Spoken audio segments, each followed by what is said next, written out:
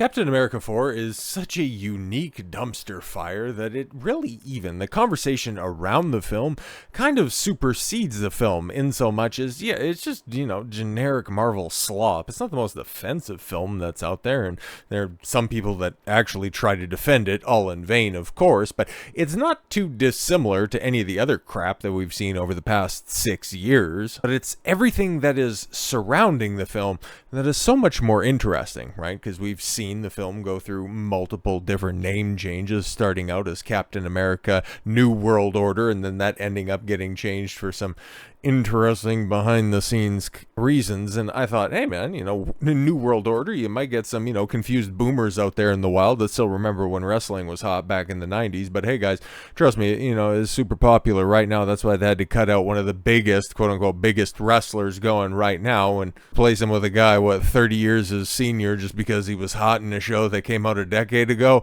Yeah, wrestling's never been more popular and prominent than it is right now, and go ahead and continue to lie to yourself over there, just like what Marvel's doing right now with this abomination, because colloquially people have been referring to this film as Captain African America, Captain Black Falcon America Man, Captain Falcon, but at this point in time, I think we can appropriately call this Coped in America, because I have never seen, right, because we have seen multiple flops, we have seen multiple bad films overperform in the theaters and then immediately get cut off at its knees in the second week. And yeah, we'll get into the second week numbers here in a minute, but I want to talk about the cope surrounding this, which is just, it's phenomenal, right? Like, nobody really wanted to come to the defense of the Marvels, okay? Like, the full court press was all about calling, the people, you guys just didn't go to the theater because you're bigots. And it's like, yeah, no, that's fine. We have literally anything else that we'd rather be doing on a cold November evening as opposed to going to the theater and subjecting ourselves to 90 minutes of that feminist atrocity. We'll just wait for the next thing to come back around. And of course, like, that film had no knock-on effect for Deadpool and Wolverine, and as everybody properly assessed it at the time, Deadpool and Wolverine's success also wouldn't have a knock-on for the larger MCU, and we're seeing this right now, and this all just bodes negatively for the next film that's coming out, even if the next thing that is coming out for the MCU is something that people are looking forward to. But it's also something else that has been drilled into our heads. The success or the perceived quality or lack thereof, either way, is never going to have a knock-on effect. People are looking forward to a Daredevil Born Again. And you know what? Kudos to the marketing team, okay? Because I've seen a rug pull before, so I'm not going to fall for the banana in the tailpipe. But they're doing an excellent job marketing the show, okay? They're putting out some good trailers. They're putting out some good press for it. Okay, taking a couple of shots to the quality of Marvel, and there's still some people that are out there gullible enough to think that, hey, you know what? Marvel's really going to turn it around with this one, but I'll believe it when I see it. None of the people that worked on, except for a few of the actors, obviously, that worked on that highly successful Netflix Daredevil show, yeah, they're not around this time around for the D+ reboot, so we know how well Disney likes to do reboots. But yeah, man, because that's coming out on the 4th. Marvel's got to focus on this Cap 4 disaster for a little while longer, then they can start pivoting over to Daredevil, which they hope can go ahead and try to buoy them to the Thunderbolts, which after that, I don't know, man, because the gap between the Thunderbolts and Fantastic Four, you got to find a way to slot in Ironheart, so it's going to be a big disaster, right? Like, I don't think the Thunderbolts is going to be it. Of the big tentpole movies in the summer, it's really tough, man. Like, I don't know. It's impossible to really gauge the success or what I think is going to happen with Superman. That could be $1 billion movie, or it could be 700 million, okay? The Jurassic World reboot, Rebirth, what are they calling it? Yeah, Jurassic World Rebirth, which you go ahead and you keep that subtitle out your mouth, okay? That's for something that's actually amazing, not for, I don't know, the Orcosaurus Rex, that thing. Oh my God, that's going to suck as a movie, but it's probably going to end up making the most money this year, outside of Avatar at the end of the year, which, oh my God, now that I put those two things together, it's like, I think Hollywood should just die at this point in time, because, okay, we're just running back all of this slop that's just an abject disaster, and the 1-2 movies on the year are going to be blue people and fictitious dinosaurs. Oh my Christ, man, like that's pathetic. But then, yeah, what's gonna happen with Fantastic Four, because it's already trying to disassociate itself from Cap 4, from the Thunderbolts, from the rest of the MCU, making you really want to focus on what's coming up with the Avengers, even though we don't know what the Avengers are, and because the next two movies that are set to come out in the MCU will theoretically be resetting the MCU. So at this point in time, it's that weird point in time that DC found itself in over the past couple of years, the post-Snyderverse, pre-James Gunnverse, where it's like, yeah, we got all of this shit in the can, we just don't really have anything else to do with it. So at this point in time, we'll just try to make the best of a bad situation, which is what we're seeing with The Cope. As the director says, the post-credit scene, intentionally was unexciting in order to avoid overshadowing Sam's debut as new Cap. No, he was already Captain America in that shitty TV show that people were supposed to be excited about, and it was, super important, and it was one of the most, it was a seminal work at the time when it came out, but nobody remembers it 4 years ago.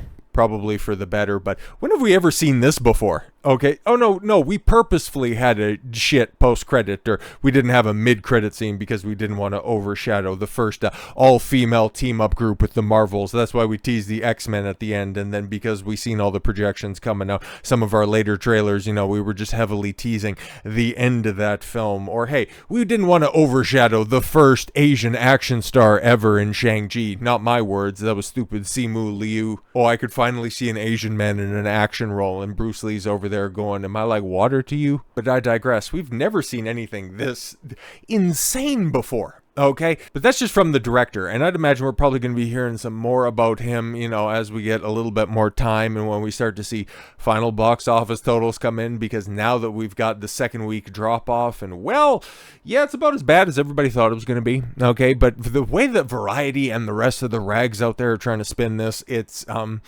very interesting. And the Cope, they're just emptying bottle after bottle after bottle of copium. They've all got the gas masks on. They're all going, no guys, you don't understand the brilliance of Captain Falcon. You're all just too stupid to understand that, Mary Sue Wilson, oh no, he's actually the perfect Cap that we've always wanted. But after a strong $100 million start, I beg your pardon, that was your 4-day, okay, and including previews, that was your 5-day opening long weekend was barely $100 million, okay, 88.5 I thought it was for the 3-day, okay, but Disney and Marvel's Captain America Brave New World crumbled by 68% with a $28.3 million in that second weekend. Holy shit, that's a bit of a drop off. Now that's actually typical MCU drop off in phases 4 and 5. Okay, like the Marvels was a bit of an aberration because that already opened with the lowest opening weekend, and then it had the biggest drop off. But Multiverse of Madness, Love and Thunder, The Eternals,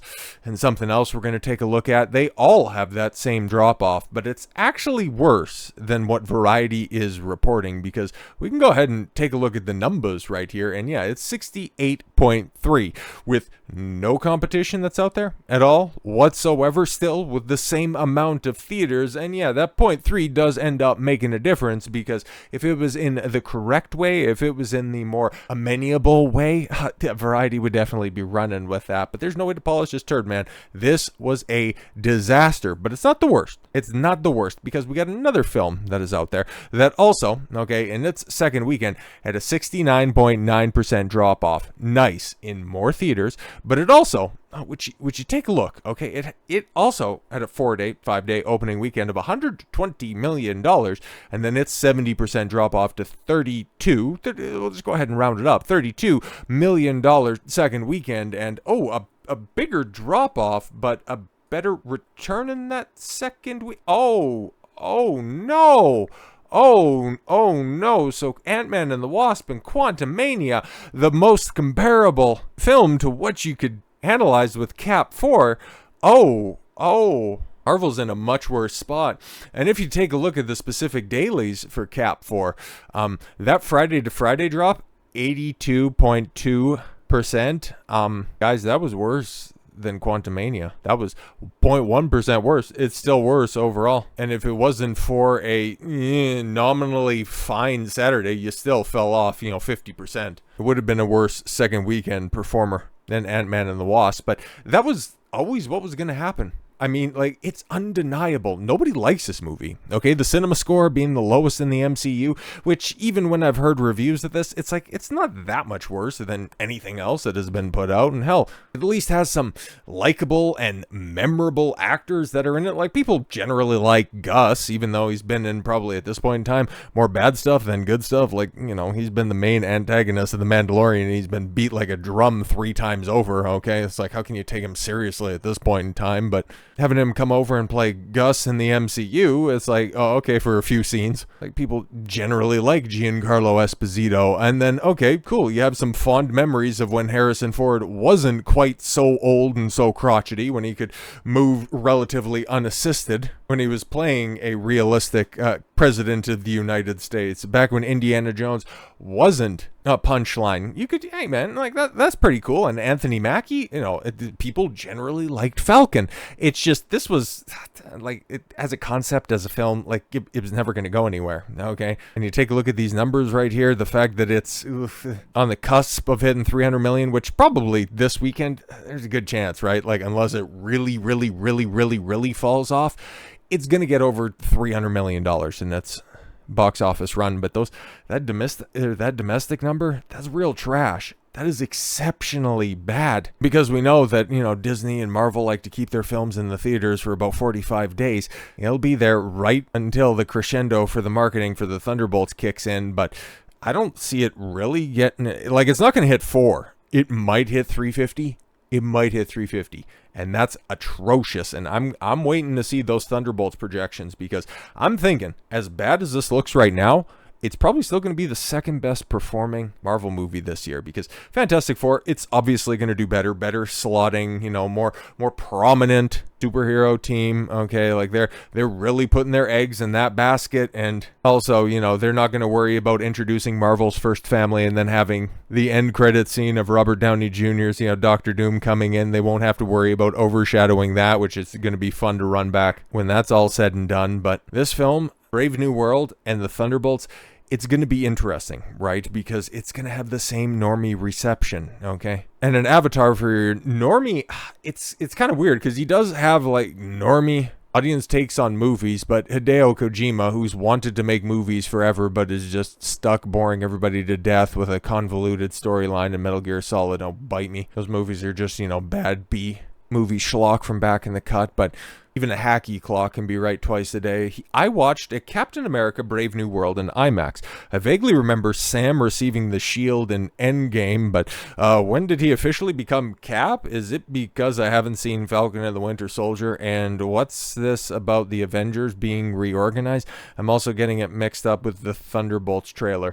Yeah, that's kind of the going consensus from just everybody else that's out there, because okay, cool, what are you gonna do with the Thunderbolts? Who are the Thunderbolts? What's a ghost? Am I supposed to know that? Why is it just a bunch of okay, you got Black Widow. Why isn't that Black Widow in this? I don't remember. Am I supposed to remember the Black Widow show? Am I supposed to remember Captain Falcon? Or rather, Falcon and the Winter Soldier, because there's more people from that. You got U.S. Agent John Walker from that. Like, there's so many other threads that are there that are supposed to link. Like, what's with all of this homework? The MCU has gotten to, and when I was hearing another review of this, it's like, oh, it's become a soap opera. The way that there are all of these different tertiary products that end up leading or contributing to a greater whole, but at this point in time, it's so convoluted that you don't even know which direction to go. And all of the blame, generally, it doesn't fall on the audience. Never going to blame the audience for this stuff.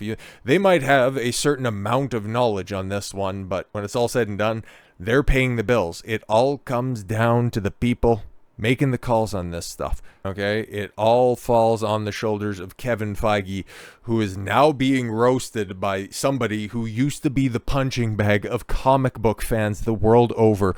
Rob, check out the tits on Captain America Liefeld, okay? Deadpool creator calls for Marvel's Kevin Feige to get off the mound after Captain America Brave New World's box office crash. He's spent. Yeah, exactly. Call for the right-hander. Okay, get this guy off the mound. He's totally done, because, yeah, at this point in time, what are we doing?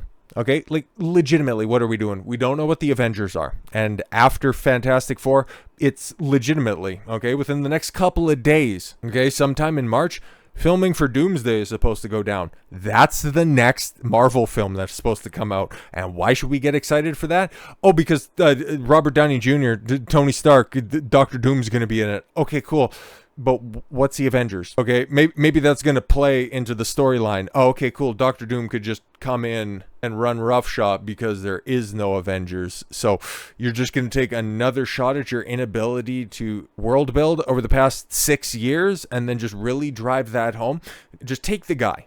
Take the guy who was responsible for making the MCU what it is, okay? And then have him reinforce that to the audience that you guys did such a shit job over the past half decade plus that I had to come back and I had to fix all of this stuff. Even if he doesn't directly say that in the movie, that's going to be the implication going forward. The Avengers wasn't set up, your heroes suck, and now the villain is just going to come in and completely run train on everything. And then what happens after that? Oh, Secret Wars, where we're just going to go ahead and start everything back up again. So why should we get excited for the Fantastic Four? Because they're what? They're going to be remnants. You're just going to go ahead and pick and choose what gets to stay. You're once again going to find yourself in a situation of the post-Snyder, pre-Gunn DC situation where, yeah, we like some of this stuff. Depending on how it performs, we're going to keep this and moving forward. Okay, you like the Daredevil show? Yeah, okay, we'll find room for him over there. Who's that? She-Hulk? Never heard of her before. Don't call us. We'll call you Tatiana. It's all great and wonderful.